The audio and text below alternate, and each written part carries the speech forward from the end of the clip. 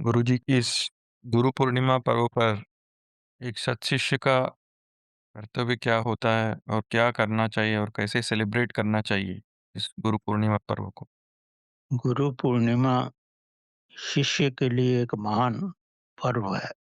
गुरु पूर्णिमा के दिन ही ऋषि वेदव्यास जी का जन्म हुआ। इन्होंने आध्यात्मिक साधकों के लिए वेद को सुलभ बनाया। वो भविष्य जानते थे, वो समझते थे कि आने वाले समय में आध्यात्मिक साधक वेद का पूर्ण अध्ययन नहीं कर पाएंगे। इसीलिए उन्होंने वेद को 4 हिस्सों में बाँटा ताकि अपनी सुलभता के अनुसार साधक इसका अध्ययन कर सकें। उन्होंने वेद को ऋग्वेद, सामवेद, यजुर्वेद और अथर्ववेद में इसका विभाजन किया। इन्होंने ही महाभारत की रचना की। आदि गुरु शिव भगवान ने 112 विधियाँ ध्यान की साधकों की प्रगति के लिए, ताकि अपने स्वभाव के अनुसार इन विधियों का प्रयोग कर सकें। ये महानतम योगदान है। इतना ही नहीं, गुरु पूर्णिमा के दिन ही महात्मा बुद्ध ने भी सबसे प्रथम बार सारनाथ में 5 शिष्यों को शिक्षा दी थी, उनको ज्ञान प्रदान किया था। महावीर ने भी इसी दिन अपने प्रथम शिष्य को ज्ञान प्रदान किया था। गुरु पूर्णिमा प्रत्येक रूप में महत्वपूर्ण है। समाज के अनुसार माता-पिता ही किसी के भी प्रथम गुरु होते हैं। उसके बाद आचार्य गुरु होता है, जो पूर्ण ज्ञान प्रदान करता है। अंत में सद्गुरु वही है जो शिष्य को परमात्मा का ज्ञान देता है, चेतना का ज्ञान देता है, ताकि वह अपनी चेतना के साथ रहकर प्रभु के साथ एक हो जाए। गुरु को महानतम खुशी तभी होती है जब शिष्य अपने जीवन में समाधिस्थ हो जाए, चेतना का विकास करे और समाधिस्थ हो जाए।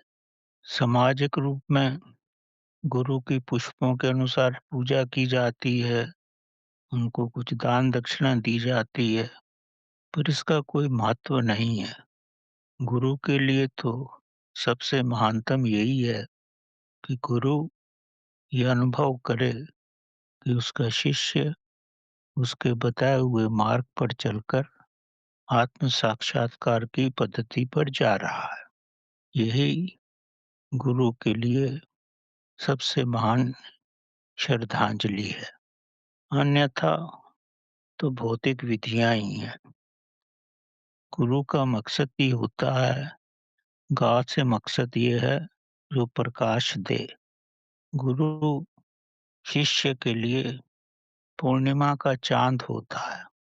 चांद में अपनी शक्ति नहीं होती, वो सूर्य से शक्ति लेता है और पृथ्वी पर प्रकाश पूर्ण रूप से फैलाता है। तो गुरु भी पूर्णिमा के चांद की तरह ही होता है। वो परमात्मा से महान शक्ति लेता है। वो इतनी महान शक्ति होती है, शिष्य उस ऊर्जा को नहीं बर्दाश्त कर सकता। गुरु परमात्मा की शक्ति को लेकर उसका अनुभव करके फिर सहज रूप में शिष्य तक पहुंचाता है, ताकि शिष्य प्रगति कर सके।